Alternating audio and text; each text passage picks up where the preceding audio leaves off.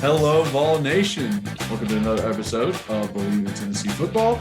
I'm your host, as always, Kyler Ferguson, joined with Reed Bacon. We have a very exciting podcast today. Before we get into that, please rate and review if you're listening on all your podcast platforms. Please subscribe and like and hit that notification bell if you're on YouTube. And also leave a comment. Let us know how we're doing over here. It helps the algorithm very, very much. And follow us on social media at Kyler Kerbyson, at rbacon26 for Reed, and at Believe in Tennessee for our main account. Now, this episode, great one. We talk about SEC Media Day. We talk about NCAA violations coming out during the Jeremy Pruitt era. We talk about our guys being all SEC. We got 8 different players making that media team. And we also talk about a new commit in Nathan Leacock. So huge packed show. It's going to be great. Great fun. Let's jump into it. The game. Snap. The kick is in the air, and the kick this time is no, sir-ree. No, sir-ree. Final score. Tennessee 20, Florida 17. Pandemonium reigns. Loads up, fires long for the end zone. The pass is going to be caught by Tennessee. Tennessee wins! Caught it by Tennessee to one Jennings. Jennings makes the catch in the end zone on the Hail Mary. Down at the 35, to the 40, to the 45, to the 50, to the 45, to the 40, to the 35, 30, 25, 20, 15, 10, 5. What did he do? All he did was score. Joey Pence, touchdown on play number 1. All right, so before we get into the podcast, we got to shout out our number one sponsor, betonline.ag.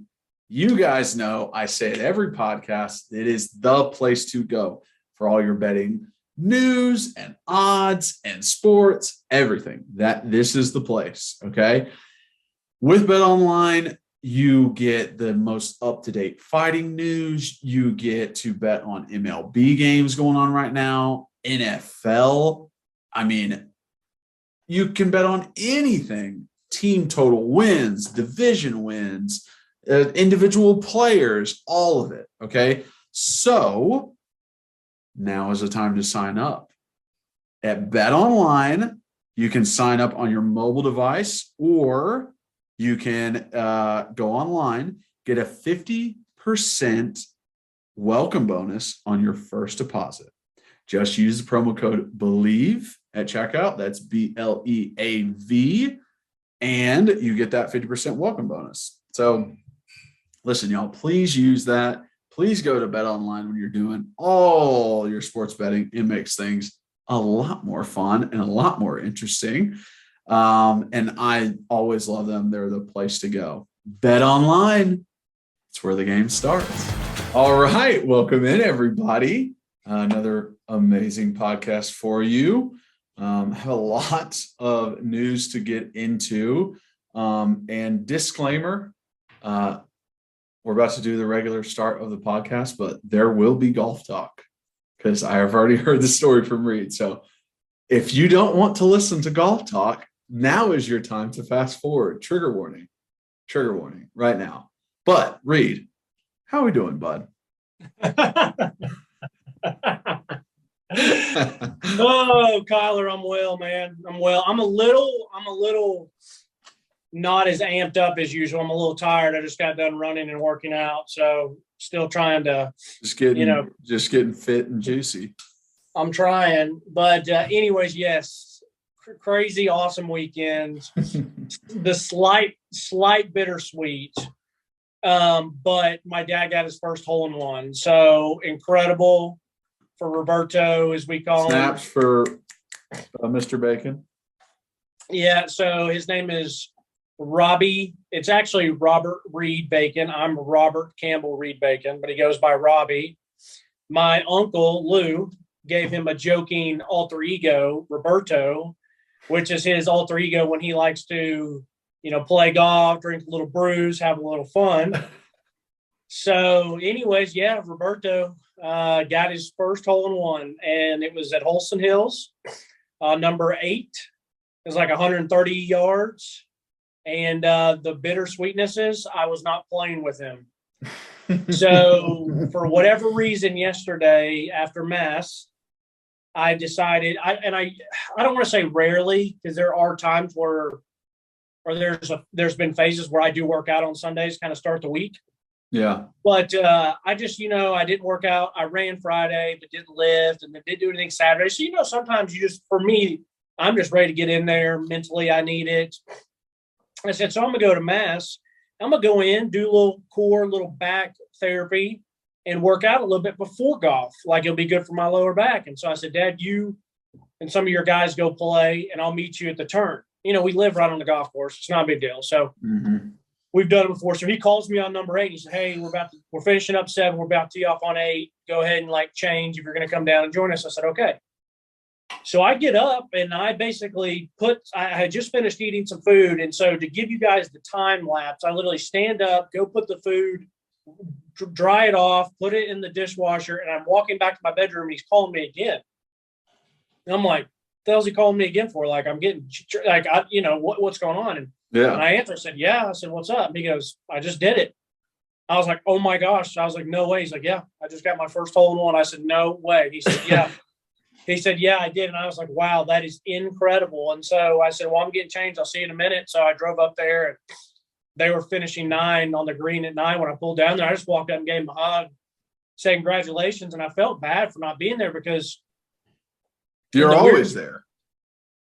Yeah, it's like he and I, like my dad's my favorite person to play golf with. Like, I love playing with him. And I would say 80% of the time he's playing, I'm with him. I mean, there's a stretch when football season starts that Saturdays and Sundays I want to watch. So he'll go out, and as we jokingly call them, his boyfriends, he'll go out and play on a Saturday morning or a Sunday.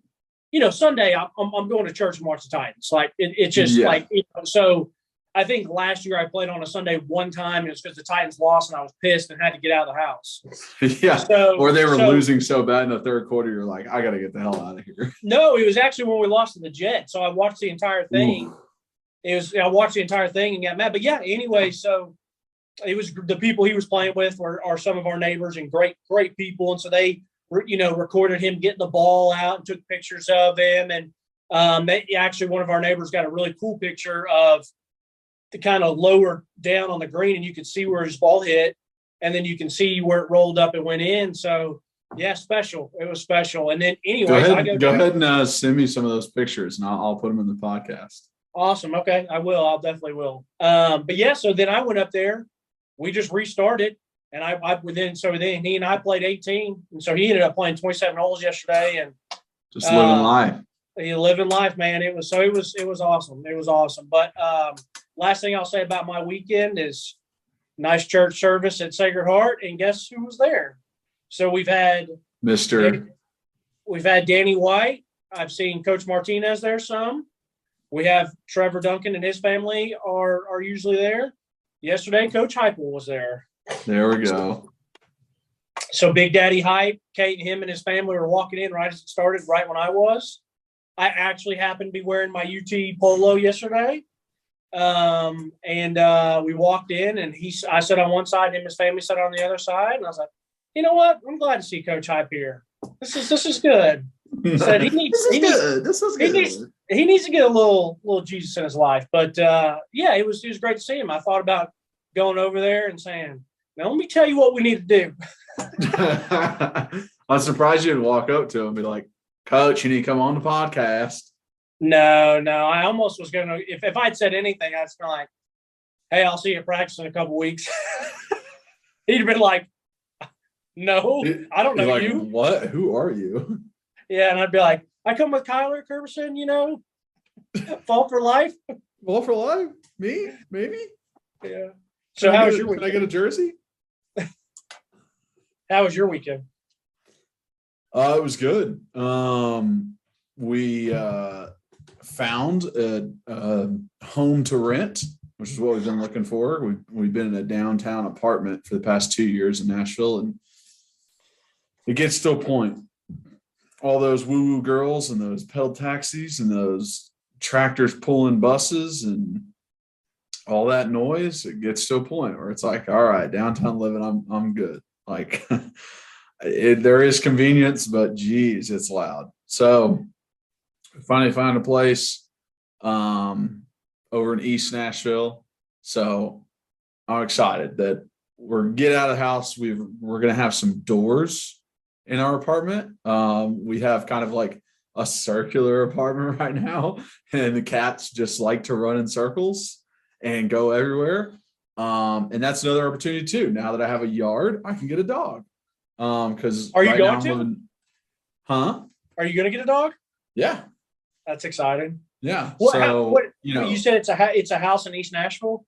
Yeah, it's a house in East Nashville. But now we have a yard, so I can actually get a dog. Being in this apartment and you're on the 16th floor, it's like very difficult to, have to take a dog out multiple times a day. So all that good stuff. But yes, very exciting. You could have got a dog and just held him up like this over the balcony and just let him spray. Yeah, we'll do my little Michael Jackson, just holding the kid out over the balcony. Yeah. Or are you going to be able to have your own room and set up? Because I know you've been wanting to do that, so you can just leave all your stuff set up. Yep. So we got a 2-bedroom. So I will no longer have to be doing this in the bathroom while my wife is cooking right behind my head. We can now have a different setup. I can go into that room. I can leave all of this stuff for the process set up. So I'm very excited about that. I basically have it set up here. I mean, I take some stuff down, but my apartment, my house that I used to live in, I could just walk in, basically plug the phone in. I was ready to go. So it was really nice. Yeah, exactly. All right. Well, let's jump into everything we got to talk about. First, we're going to start with our new commit, wide receiver Nathan Leacock. Don't do that, Reed. Don't think dirty. Oh, I'm already saving it for when I start. Don't be nasty. Don't be nasty, Reed. So with this guy, he's a 3-star, and I think he's a 3-star literally because of his size and speed. I think that's what makes him a 3-star is size and speed. I think I'm really like watching his film. And I'm like, yeah, this guy's fast. And yeah, this guy's bigger than other people. But I'm not like, yeah, this guy runs amazing routes, or yeah, this guy can turn on a dime. Or yeah, he's very intricate. This seems like, and just from watching film, that he does a few things well, but there's not a lot of depth to what he can do on the field. Now, could that be just coaching in high school being like, hey, I just want you to be in the slot and I want you to run these 3 routes? Because that's what it looks like. They have him run a slant, they have him run a go, and they have him do a bubble screen. And that pretty much is it. I'm not sure if that's just coaching, hey, let's simplify it, or it's like, hey, we need to simplify this for Nathan. My comparison for him is like, and in no way am I saying he is this player, but like a DK Metcalf, where he's big and he can get the ball over people. Like he does have a highlight. He literally reaches over a dude's head and grabs it. But there's not the lateral movement, like out of this world lateral movement, like you would see out of some speedier wide receivers. But I'll tell you what, running in a straight line, he'll run past you because he's got the stride to do it. And honestly, like, he's not a slot receiver. So I wish he would have more reps outside as that outside guy, because I feel like that is where he's going to fit in to this Heupel offense. What say you? Okay, first off, Nathan Big Cox. You're gonna get us flagged on YouTube. Let me say this. So I disagree with you, actually. I anticipated before I started watching him that he was just going to be just a bigger jump ball, maybe not super athletic. Mm-hmm. But when I watched him, I was very impressed. So the number one thing that jumped out about him compared to, I don't want to say compared to other receivers we've watched, because we haven't watched a ton this year that I can really remember. Mm-hmm. And I'm trying to even think of last year's class because they had a lot. But I thought he caught with his hands very, very well. Like that is true. I'm watching it again, but I remember watching it last night because I knew we were going to talk about him. And I didn't see anything where he let the ball get into him, which is, I love to see that, because there's some guys that are absolute dogs, but like they're body catchers. And so it's like you just hope they make the catch, because if they make the catch, they're going to be special with it. Yeah. But sometimes it makes me a little bit nervous when they let it get into their body. And if you use your hands, it only extends your whole range of motion. Now, so that's the first thing that jumped out at me. The second thing that jumped out at me is when they did throw him a bubble screen. I was not expecting that. For a guy who's 6'4", 220 or 6'3", 200, I've seen a bunch of different stuff on him. I mean, Rivals has him at 6'4", 195. I think on his Twitter, maybe he has like 6'3", 200. So but anyway, he's a bigger guy. But the fact that they did throw him a bubble route, like he's a 5'11", 175 jitterbug, and he can make guys move, I think he is pretty fluid for his size. I mean, he does take off and leave people. And yeah, that's what I felt like there was more of on those bubble screens, not necessarily like, joystick kind of stuff. It was just like, I'm hitting this sprint button, I'm going. Yeah. And I agree with that, but he's not, so people are watching me on YouTube, he's not pop, and then juking you and leaving you. But then again, he also wasn't just like catch it, turn upfield and run straight. Like he had some moves and some wiggle, and like he was good at breaking. Like my point is, whether you catch a bubble and you just like Callaway last year against Pitt, he caught it, made like one side move. It was a good block by Cedric Tillman. He house called it. Or whether you catch it and you're, like I said, juke one, juke two, break a tackle, spin move, and gone, maybe like VJ did. Yeah.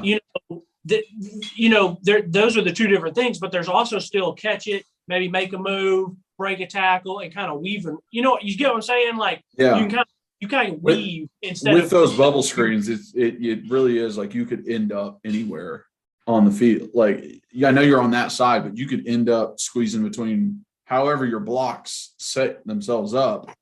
That's how you're supposed to do it. Some guys get to the outside because that's how the blocks got set up, or some guys have to wiggle their way inside. So, yeah, I understand what you're saying. Like, it all depends on how it's set up. Yeah, and yeah, I guess the point I'm trying to make is, he's not a jitterbug, but he is good with the ball in his hands after the catch, better than I expected for someone that's his size. And if he really is a 4'4" guy, I mean, he leaves people. He looks like it. He does look like it. And he does look like a typical big speedster, meaning it takes him a little bit to get going. But once he gets going, like, he's gone. Now, I'll say I don't know about this competition that he was playing. Like, sometimes it looked okay, other times not so much. But Kyler, I was really impressed. And the only thing that I can think of that why he was, and I want to come to you on this, why you said, I know why he's a 3-star, because his size.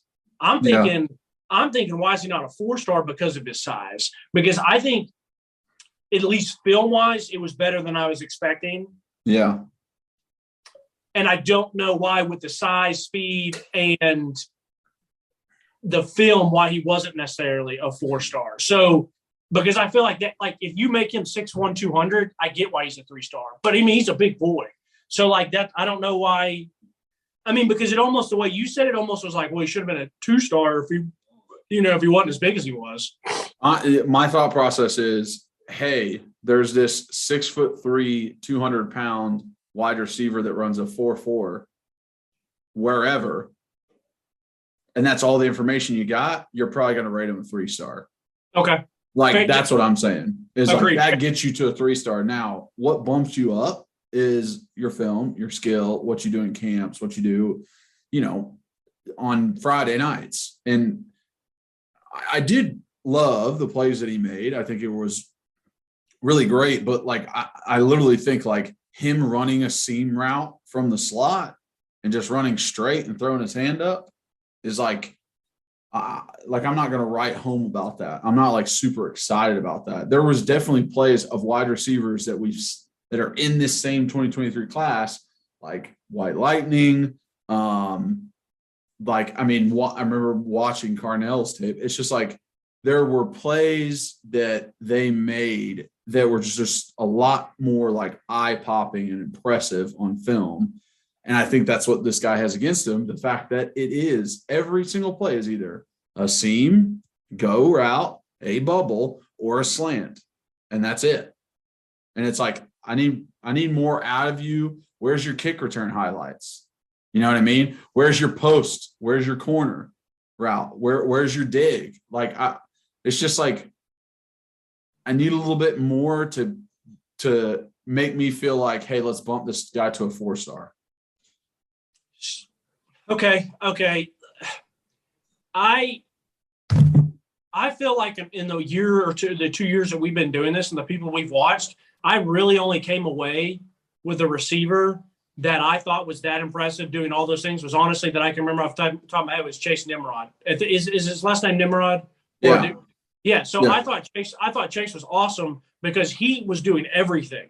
Like he was doing the digs, the slants, the outs, the deep outs, the post, the whatever. Yeah.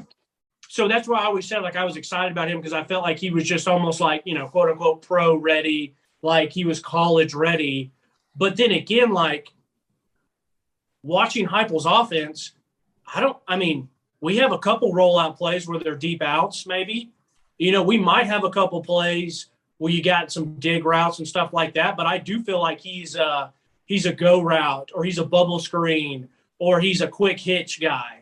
And I think Nathan could do all those very well. Now, once again, we're talking about these players and we have no idea how intelligent they are football-wise, picking up the game and stuff like that. But for me, to see a kid that's as big as him, I was very, very impressed. I thought he caught with his hands well. I thought he high-pointed well. I mean, he straight up mossed those two guys. I mean, that's a hell of a highlight. Yeah, that one was very good. And like I said, I was really impressed with the bubble route. Like, I mean, for a guy his size to catch it and to be able to have some wiggle and he has really good balance too for his size. Like he gets hit, he breaks stuff off. Like he doesn't let it, really affect him and stuff. And I don't know. Like, I just thought I was like, I don't know why this guy's not a 4-star. And the only thing I could think of was based off maybe the competition wasn't great and people wanted a little bit more production. But from the highlights that I've seen and what they've given him the opportunity to do, whether it's beat people deep, he does it. I love that he catches us with hands. There was a couple across the middle. I'm not going to call him a dig route or a post, but it was kind of an in-between. And he does go up and catch it with his hands and a safety hits him and he just keeps going. Like I'm still happy with the film, even without a punt return or even without a hitch. I'd love to see him catch a hitch and take it to the house. I think that is super impressive because a hit is you go and you're basically stopped at your momentum, and it's how quick can you turn around and get up and go? Can you make that one guy miss? Can you outrun the safety or outside linebackers that's closing in on you? So I would have loved to have seen that, but for what I see, I think he's pretty solid. Like I was pleasantly happy with what I saw. Yeah. I mean, in no way do I think he's a bad player at all. I was just saying, like, I think he's a 3-star. Like in my head, like he's a 3-star. Like I've seen enough. And I think people rating too, they're like, I've seen many, many guys line up in the slot, run a go route and get the ball and score a touchdown. It's like, I don't know. Something else is just, I need a little bit more. In my eyes, I need a little bit more. I understand. We have our different opinions. So if you think he might deserve an extra star, put up there. But I think this is a great 3-star get that, like you said, in Heupel's offense can be very dangerous, even though he is technically a 3-star start now.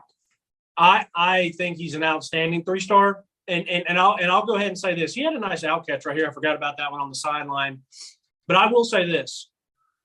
People have to remember, I'm not going out and watching highlight films of all these people that commit other places. So therefore, I could go to Alabama, or I could go to Notre Dame's, or I could go to Ohio State's, or even Clemson's, and say, let me watch a couple of these receivers. And I might be like, holy man, like this is different level. I mean, I still say the only highlight tape that I watched and I was like kind of like jaw dropping for a receiver was that Kyler Crisp kid that went to Oregon. Like I still have never seen Cornell Tate and been like, wow, that's awesome. Like you know what I mean? Because I guess he didn't have it, and the kid that Insworth that we were knocking, someone tweeted us, or not tweeted us, but left comments that was like his freshman year highlights. Yeah. Or sophomore year highlights or whatever. But like, that was a very underwhelming film. Like, so yeah, maybe take it with a grain of salt because I'm just watching people who commit. But yes, for a 3-star with that size, I like him a lot. And I like that he uses his hands. That was something that I did not mention. That is a great point for like he every single catch was his hands. He didn't have a single body catch, and I freaking hate body catchers. I know a couple of UT players that had pretty good careers that were body catchers that Kyler was not a fan of, and fans would like to know who it was. Well, when you were, let me finish that. Let me wrap up on Nathan. Yeah. Big juice. So like I said, I've seen a bunch of stuff, but obviously his size is great. I think it's it's a good get. I mean, he's a North Carolina kid. We should win this. The offer list it's okay. He had Michigan on there. We beat out North Carolina State. But he has Clemson, Georgia, and South Carolina at the bottom, and none of the three of them offered. I don't really care that South Carolina didn't offer. I still don't understand all this preseason hype they're getting, but whatever. But yeah, I mean, I would have liked to have seen a Clemson or Georgia offer. I don't know why they didn't offer. Maybe they have other guys on the roster that they're really happy about. Maybe they didn't feel like they needed a size guy. I didn't get an offer from Clemson because I didn't fit their mold for a tackle. They were like, you're not big enough to play tackle. And then, he was all SEC at left tackle. So whatever.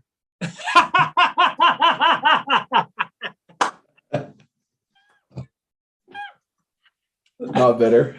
Oh, dude, it's not like you were going there anyways. No, but I still wanted it. Yeah, we won all the offers. Won all of them. Who was the coach? It wasn't Dabo, was it? Yep. Dan Brooks was the defensive line coach. Yeah. And he was one recruiting me. Was he?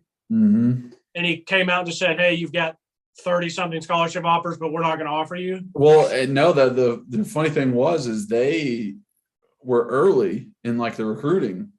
Like, one of the first-ish schools to really, like, show interest. I think it was Dan, like, seeing, because he still had ties in Knoxville, like, seeing me. And this was when Clemson was not Clemson. Yeah, was this they had, like, Taj Boyd. Spring of 2010 when I was getting recruited. So, like, they were not, like, Clemson. They had not won that yet. That was when they were Clemsoning. Like, they kind of had good wide receivers. They had DeAndre Hopkins, and then they also had CJ Spiller and James Davis, I think, were like thunder and lightning. But yeah, they were always like 7-8 wins. Yeah. I think maybe Taj Boyd was maybe younger then at that time. But yeah, that's funny. So yeah, what was the conversation like? What did he say? No, I mean, it was like, yeah, we really like you when it comes to coming to a junior day. I was like, okay, yeah, great. And I went to junior day. And then I remember leaving there and they still wouldn't offer me. And I was just like, okay, like, screw you guys. I'm not returning calls. Like, So you were expecting when you were there junior day, you thought that they were going to offer you. And when they didn't, then you were like, all right, see ya. Yeah. And I thought, like, hey, I'll get a meeting with Dabo and, like, yeah, I'll possibly do that. And then what ends up happening is he gets in a meeting with Alan Posey. And yeah, exactly. Yeah, exactly. So I was just like, whatever, dude. I'm not worried about you anymore. Did they call you? They kept sending mail, and Coach Brooks would call every now and then whenever he could, because they had like the timetables of when you could reach out to recruits. Yeah. But yeah, it was done pretty much. Plus, I like Clemson was very much like, maybe, I guess. Like if I don't, like I was trying to get the big fish. Yeah. I was trying to get that Tennessee offer, so I wasn't super worried about Clemson. Bunch of losers. All right, let's jump into I guess SEC Media Day and all SEC players kind of ties in one. Yeah, sure, that works. Yeah, I don't really care about SEC Media Day. I know I saw a couple things on Twitter. I saw the one thing that you saw, and 104.5 in Nashville asked, who would you rather have, Hendon Hooker or yourself, for a game-winning drive? And I thought the answer was cold-blooded, and I think it's the truth. It's perfect. Everyone's going to have Hendon Hooker. Well, I also think it's the truth. I would much rather have no disrespect to Hype, but I'd rather have Hendon Hooker because I also want Heupel on the sidelines. Yeah. So, he's got better coaching. I mean, like one of the best responses ever. Absolutely love that. I love the question about, hey, have you had to sign any mustard bottles or golf balls because Lane Kiffin won't shut up about it? And he goes, no, but I wish I had a golf ball that night.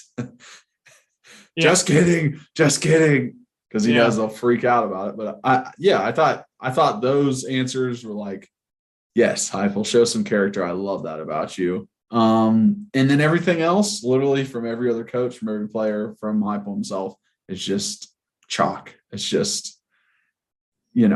coach talk. It's hyping up yourself, not being mean to anybody else, like all that stuff. That's just kind of what comes out of SEC Media Day. So you can't take it with a grain of salt.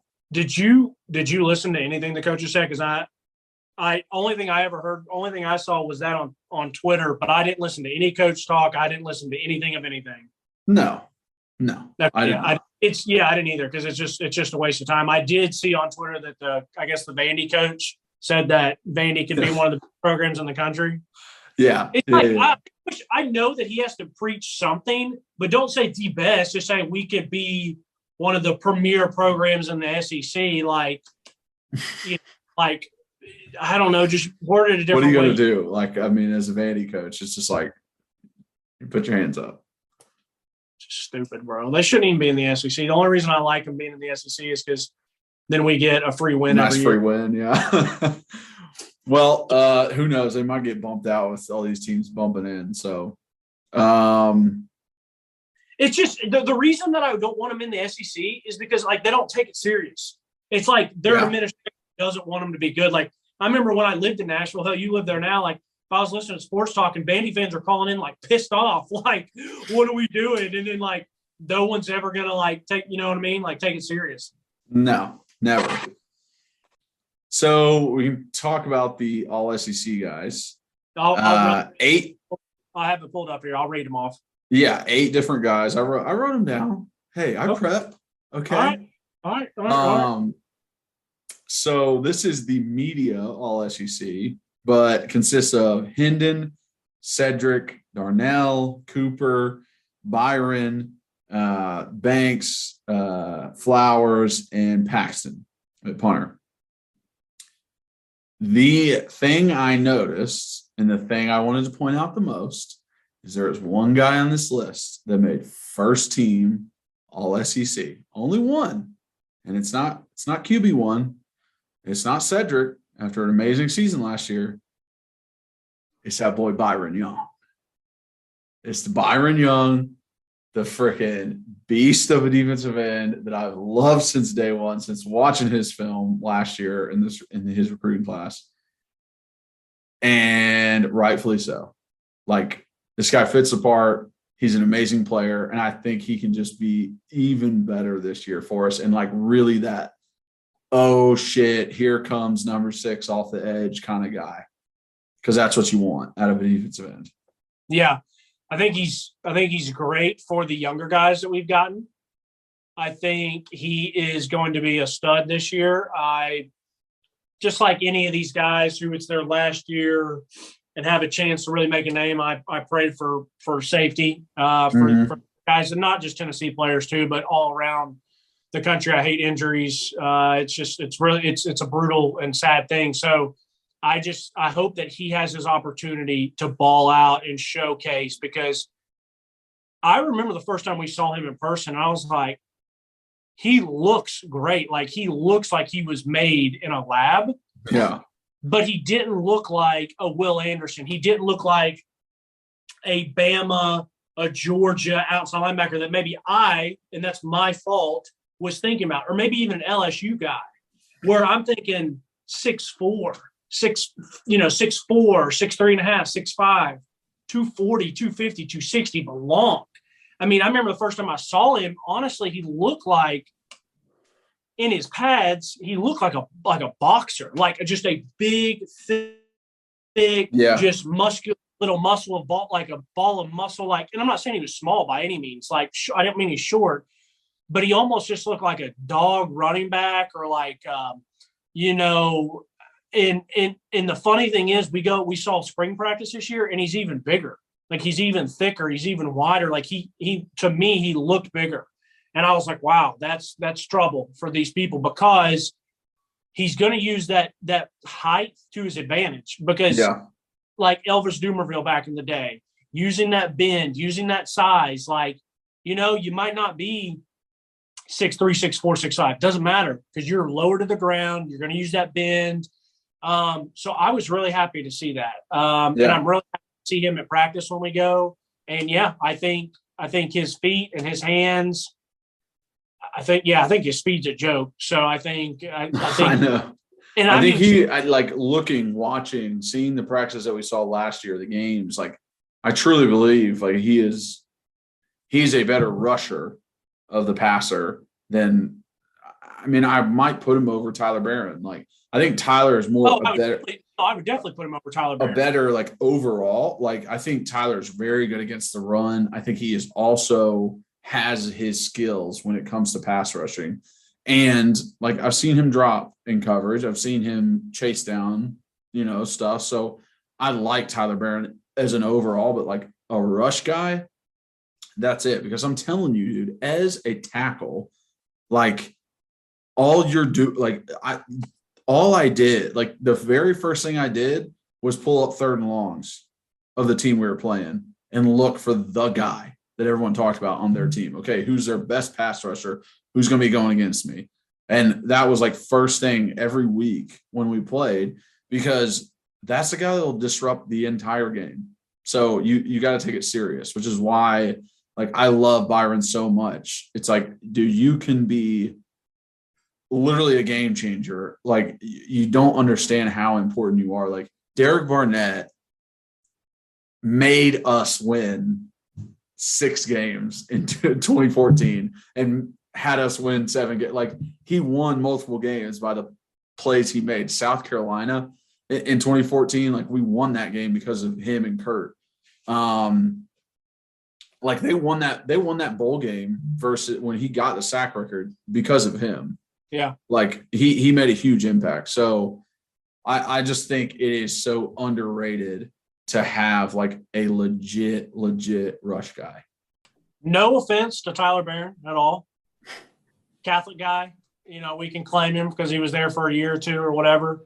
Yeah. And I think he's going to have a good year, and I'm happy that he came back. I mean, it seems like years ago that he was considering leaving, but don't put him in Byron Young's category, even on dropping in coverage or stopping the run. Bro, Byron was a dog against stopping the run too, even though he doesn't have – even though he looks like a third down specialist, he played that run really well. He had an interception last year. Like, that's why he's first team. He's on his own level. Yeah. So no offense to Tyler Barron, but he's not Byron Young. Second team, Hendon Hooker, Cedric Tillman, Darnell Wright. I think all 3 of those guys, very deserving, we're going to need big seasons out of all of them. I think the only reason they're all second teams is because they got to deal with Bama's, Alabama. Georgia's of the world. Yeah. Yeah, like it's literally the only reason Hendon's 2 is because of Bryce Young. Right. Yeah, the only reason Cedric is lower is because everyone has all of these expectations for the Bama and Georgia receivers, Right. not necessarily as much as for Cedric. So I get it. I don't necessarily like it. We'll see how it ends at the end of the season. We'll see how it is. But I like that Darnell got a little shine in there too, because I wasn't necessarily expecting that. But I think he had a solid season last year. Definitely wasn't like you didn't notice him a lot, which is exactly what you want as an offensive lineman. You don't want people hearing your name all the time for holdings and sacks given up and all that kind of stuff. So the more we don't notice you, the better that you play. So I'm hoping the best for Darnell this year. And I think he can. I think he can be that guy. He has the intangibles to do it. It's just all right. Put all the work you put in the off season in the film room and the study in it, and put it out in the field. Yeah. Sometimes it's a little difficult for guys.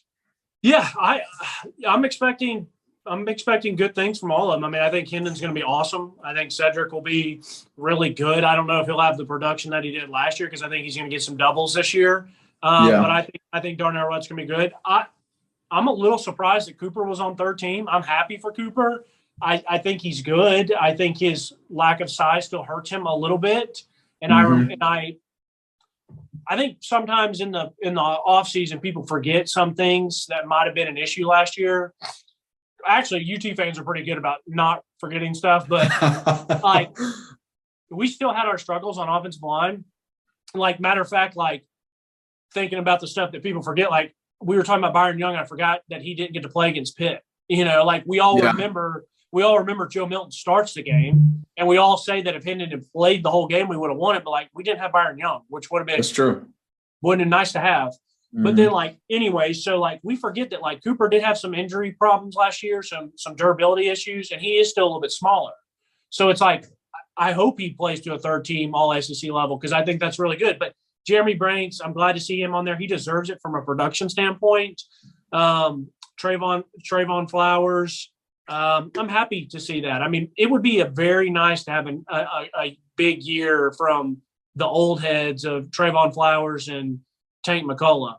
Those guys have been around a long time. I mean, they're much older and much wiser than they should be than some of these younger guys. So, exactly. I mean, I'm glad to see those guys. It's good to have some guys on these first three teams compared to years past when it might have been Trey Smith and that's it, or, Derek Barnett and that's it, or whatever the case may be. Yeah, exactly. I mean, 8, I was honestly shocked. Like when I first saw the graphic put out, I was like, oh, damn, we got 8 up there? Heck yeah, that's what I'm talking about. Like, eat your heart out, Jeremy. What'd you say? I said, eat your heart out, Jeremy. Talk about Pruitt. Oh, yeah. Well, that's a good segue to finish this up. I'm a professional. Yeah, you are a professional. So happy for these guys. And, we all the sanction stuff came out about Jeremy Pruitt.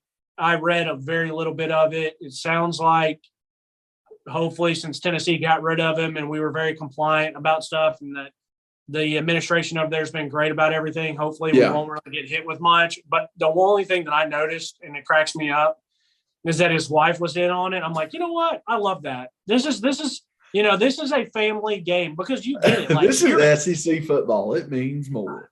Yeah, exactly. And it's like, you know what? To be a coach, you have to have a coach's wife because they have to get how long you're going to be gone. They have to understand all the nonsense you're going to put up with. Yeah. The fans, the highs, the lows, the moving around. And it's like, you know what? If she's in there getting dirty with her man and paying some stuff, I like it. So I respect her. And you know what, Pruitt? I respect you for cheating, but I don't respect you for being A, bad at cheating, B, getting caught. And what I mean by bad by cheating, that's A, getting caught, and B, not winning games. Yeah. So, and once again, he didn't, like you've said it before, other people said it, he didn't learn to cheat at Tennessee. Like, he just didn't do it as well as his old bosses were telling him how to do it, whether it was Jimbo or Nick or whoever. So, yeah, exactly. Once he had to do it on his own, it was not very productive, his ability. Everybody knows the Reed's side of it. He loves a good cheater. Whoa. Only in college sports I like a good shooter. Yeah, exactly. Not anything else in life. Yeah, not anything else. But yeah, I thought that was hilarious that like his wife was involved with it. Because honestly, I was not expecting that at all. It's like his wife. Like what? And then she coached at not coached. She was in the she's in compliance. Yeah, she's in compliance. At Florida State. Yeah. And then the big things is, we already like taxed ourselves as much as we could. And I don't think the NCAA will like bowl us from ban or like a bowl ban. Because they really just like put out something that was like, hey, if no one is there from the time before, we do not want to, hinder other people's, time on campus and which is how it should be. Yeah, which is how it should be. And since everybody's gone, but like the two things that could happen is vacated wins and losing scholarships. Who gives a crap about the vacated wins? I mean, we barely won anyways with Pruitt, and it's just like, okay, there's 17 games. Cool. We've got like 850 wins. But the scholarships is what would absolutely suck.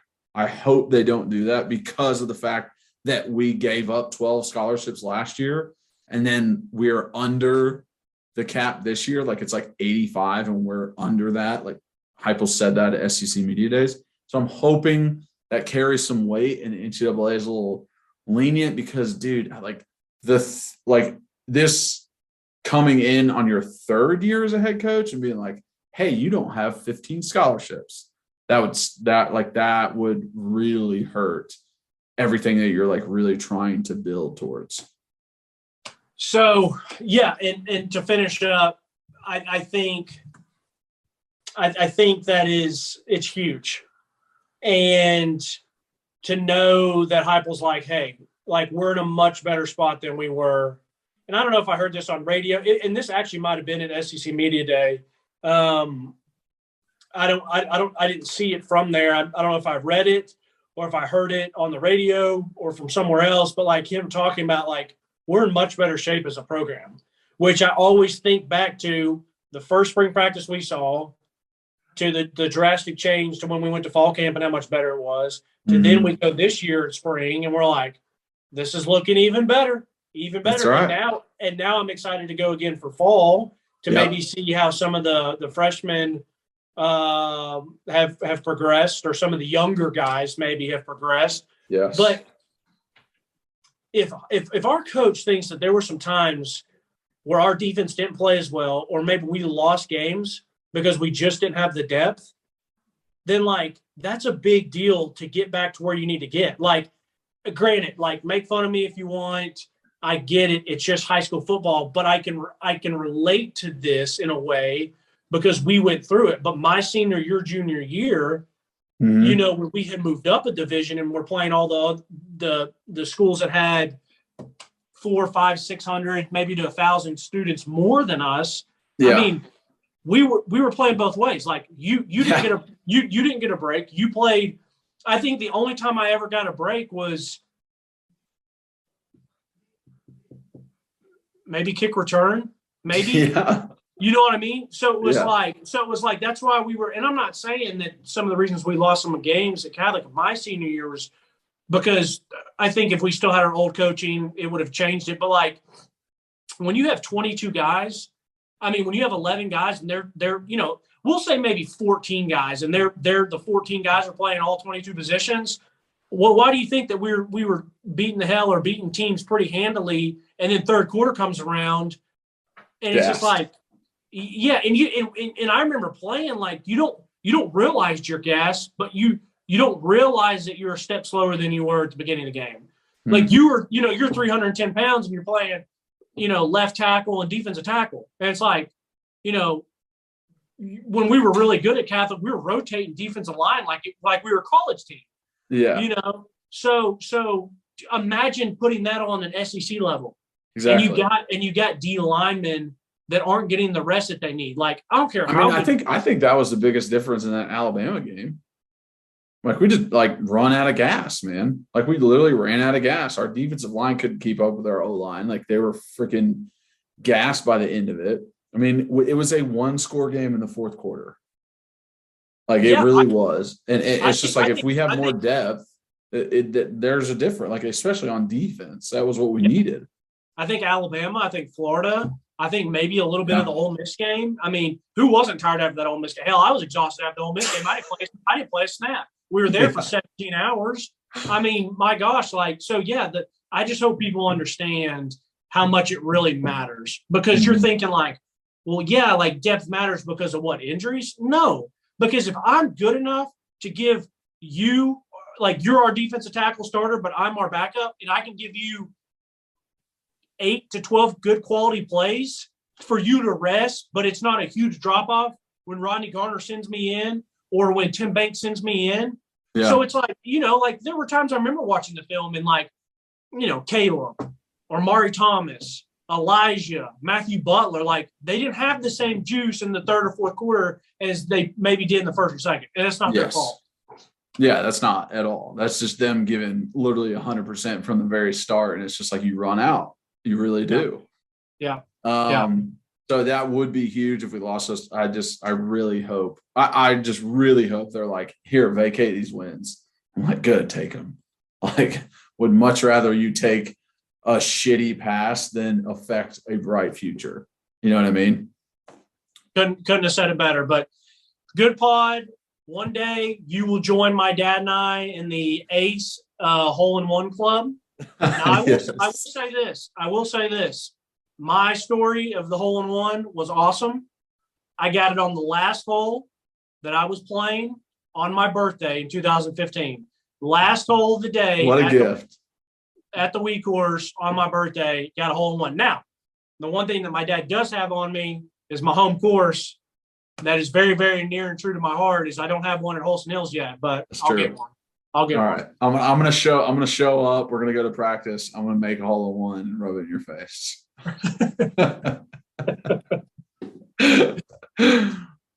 All right, man. Appreciate it. Thank you guys for watching and listening. If you are watching, please subscribe, hit that notification bell, hit that like button, and leave some comments. Leave us questions. Talk about Reed and his long stories. Hey, if you want to rip on golf talk, rip on golf talk. That's fine with me. And if you're listening, please rate and review, leave us 5 stars, share with your friends and family. And if you want to follow us on social media, at Believe in Tennessee on Twitter for our main account, at rbacon26 for Reed, at Kyler Kerberson for Facebook, Instagram, Twitter. It's all the same. So you follow me there.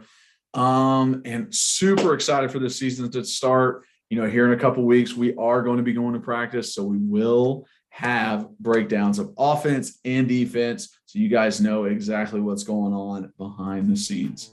That is a little VFL perk, if you will. So very excited about that. As always, go Vols.